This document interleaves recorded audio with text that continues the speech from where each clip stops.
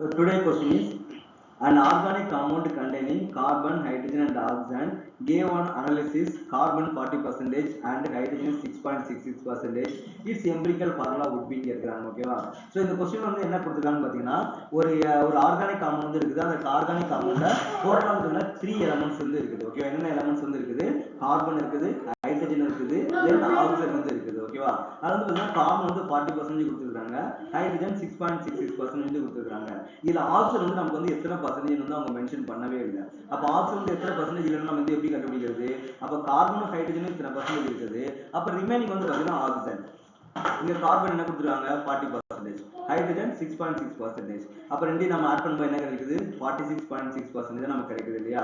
அப்ப ரிமைனிங் வந்து ஆக்சிஜன். அப்ப ரிமைனிங் எவ்வளவு வரும்? ஒரு 53.4% என்ன கிடைக்கும் பார்த்தீங்கன்னா ஆக்சிஜன் வந்து கிடைக்கும். அப்ப இந்த ஆக்சிஜனோட பர்சன்டேஜ் நமக்கு வந்து இன்டைரக்டா வந்து கொடுத்துருக்காங்க கொஸ்டின்ல.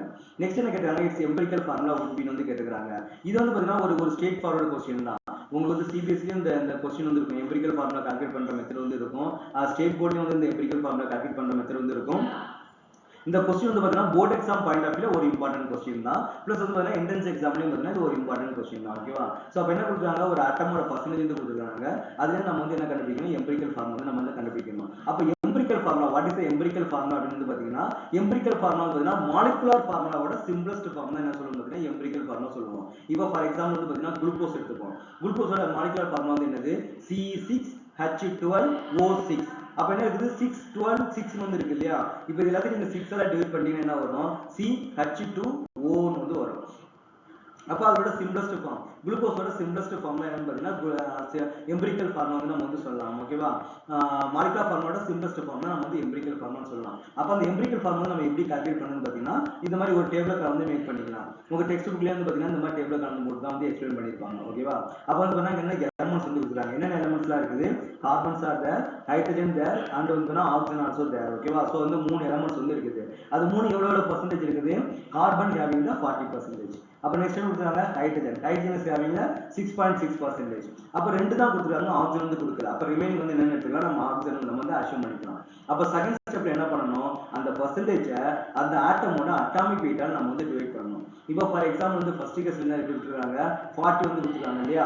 அப்ப கார்பன் வந்து எவ்வளவு இருக்குது? 40% டிவைடட் பை கார்பனுடைய அட்டாமிக் வெயிட் வந்து எவ்வளவு? 12. அப்ப 12 நீங்க டிவைட் பண்ணீங்கன்னா என்ன வரும்? 3.33 வந்து உங்களுக்கு வந்து ஆன்சர் வருது. அதே மாதிரி ஹைட்ரஜனோட பர்சன்டேஜ் எவ்வளவு கொடுத்துருக்காங்க? 6.6. அது வந்து என்ன? அதோட அட்டாமிக் வெயிட் என்னது? 1. அப்ப 1 ஆல் நீங்க டிவைட் பண்ணீங்கன்னா you will get பார்த்தீங்கன்னா 6.6 வந்து நமக்கு வந்து வரும். நெக்ஸ்ட் என்ன கொடுத்தாங்க? ஆக்சிஜன். அப்ப ஆக்சிஜனோட பார்த்தீங்கன்னா 53.4% வந்து இருக்குது. 53.4% பார்த்தீங்கன்னா அதோட அட்டாமிக் வெயிட் 16 நீங்க டிவைட் பண்ணீங்கன்னா you will get 3.33 வந்து இருக்குது. அப்ப மூணுமே என்ன பண்றோம்? நம்ம அட்டாமிக் வெயிட்டால டிவைட் பண்ணி நமக்கு வந்து ஒரு வேல்யூ வந்து நமக்கு வந்து கிடைச்சிருச்சு இல்லையா? அப்போ இந்த வேல்யூ வந்து பார்த்தீங்கன்னா எது லோயஸ்ட் வேல்யூன்னு பார்க்கணும். அப்ப இந்த மூணு வேல்யூ கம்பேர் பண்ணும்போது லோயஸ்ட் வேல்யூ பார்த்தீங்கன்னா 3.33. அப்ப அந்த 3.33 வச்சு எல்லா வேல்யூ நம்ம வந்து டிவைட் பண்ணணும். ஓகேவா? ஏன்னா இது வந்து சிம்பிளஸ்ட் ஃபார்ம் தான் இல்லையா? அப்ப சிம்பிளஸ்ட் ரேஷியோ தான். அப்ப என்ன பண்ணா எல்லா காமன் நம்பரை வந்து நம்ம என்ன பண்ணணும்? டிவைட் பண்ணிடணும். அப்ப முதல்ல என்ன இருக்கு? முதல்ல ஃபர்ஸ்ட் கார்பனுக்கு என்ன கிடைச்சது? நமக்கு 3.33 வந்து கிடைச்சது.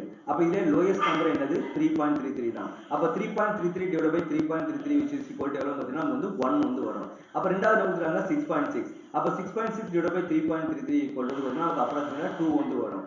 மூணாவது கேஸ் என்ன பண்ணா 3.33 divided by 3.33 நமக்கு என்ன கிடைக்கும் பார்த்தீங்கன்னா 1 தான் வந்து நமக்கு கிடைக்கும். அப்ப நமக்கு என்ன கிடைக்குது? ஃபைனலா என்ன ஆன்சர் கிடைக்குது? 1 2 1 வந்து இருக்குது. இதான் வந்து பார்த்தீங்கன்னா நம்பர் ஆஃப் எலமெண்ட். அப்ப வாட் இஸ் த மீனிங்? இந்த மாலிகுல் வந்து பார்த்தீங்கன்னா ஒரு கார்பன் இருக்குது, 2 ஹைட்ரஜன் இருக்குது, அகைன் 1 ஆக்சிஜன் வந்து இருக்குன்னு அர்த்தம். அப்ப what is the empirical formula? Empirical formula is equal to CH2O இருக்குது. சோ இதான் வந்து பார்த்தீங்கன்னா எம்பிரிக்கல் ஃபார்முலா. சோ அப்ப ஆப்ஷன் சி தான் வந்து பார்த்தீங்கன்னா கரெக்ட் ஆன்சர். சோ இது வந்து பார்த்தீங்கன்னா ஒரு சிம்பிளஸ்ட் ஒரு கால்குலேஷன் தான் எம்பிரிக்கல் ஃபார்முலா கால்குலேட் பண்றது. இது வந்து போர்ட் எக்ஸாமுக்கும் யூஸ் ஆகும், பிளஸ் வந்து பார்த்தீங்கன்னா உங்களுக்கு என்என்சி எக்ஸாமுக்கும் யூஸ் ஆகும். சிம்பிள் தான். அவங்க வந்து பர்சன்டேஜ் கொடுப்பாங்க. அந்த பர்சன்டேஜ் நீங்க என்ன பண்ண போறீங்க? அட்டாமிக் வெயிட்டால நீங்க டிவைட் பண்ண போறீங்க. வர்ற ஆன்சர்ல எது வந்து லோயஸ்ட் நம்பரா இருக்குதோ அந்த லோயஸ்ட் நம்பர் வச்சு எல்லாத்தையும் நம்ம டிவைட் பண்ண போறோம். அப்ப நம்ம வந்து ஒரு ஹோல் நம்பர் வந்து கிடைக்கும். சோ அந்த நம்பர் தான் பாத்தீங்கன்னா அந்த that number of carbons are there, hydrogens are there and oxygens are there சொல்லிட்டு நம்ம வந்து கன்சிடர் பண்ணிக்கலாம். So this is the simplest method to calculate the empirical formula.